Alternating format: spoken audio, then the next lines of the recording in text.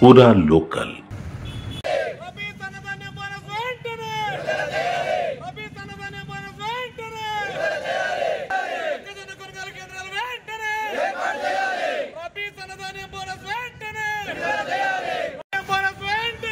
ఆర్మూర్ నిజామాబాద్ రైతులు నష్టపోయారు.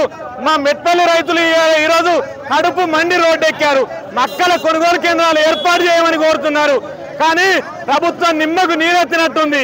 ఇక గత రబీ సీజన్ లో అకాల వర్షాల వల్ల వడగన్న వానల వల్ల పంట నష్టపోవడం జరిగింది. అప్పుడు కూడా పంట నష్ట పరిహారం ఇస్తామన్నారు. పంట నష్ట పరిహారం విడుదల చేస్తున్నాం, రైతుల ఖాతాలో పడతాయన్నారు. కానీ ఇప్పటికీ పడనటువంటి పరిస్థితి.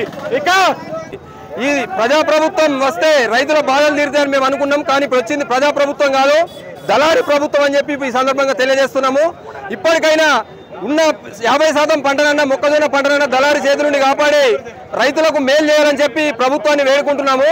అట్లాగే గత రబీ సీజన్లో రైతులకు 1400 కోట్ల రూపాయలు సన్నవడ్ల బోనస్ బాకీ ఉన్నది ప్రభుత్వం. ఎక్కడైనా రైతు ఒక వ్యాపారి దగ్గరలో, ఒక వడ్డీ వ్యాపారస్తుల దగ్గరలో ఒక బ్యాంకులు అప్పు తెచ్చుకుంటాడు. కానీ ఇక్కడ ప్రభుత్వమే రైతుకు బాకీ ఉన్నది అంటే ఎంత సిగ్గుచేటు మనము ఆలోచించదగ్గ విషయము.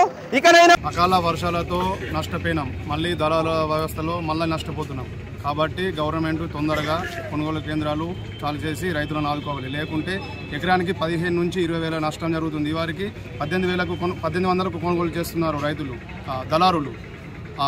2,400 మద్దతు ధర ఉంది. కాబట్టి ఎకరానికి మన క్వింటాలకు 600 రూపాయలు నష్టపోతున్నాం. కాబట్టి తొందరగా కొనుగోలు కేంద్రాలు స్టార్ట్ చేసి రైతులను ఆదుకోవాలని గవర్నమెంట్ని మేము ఈ ధర్నా ద్వారా పిలుపునిస్తున్నాం.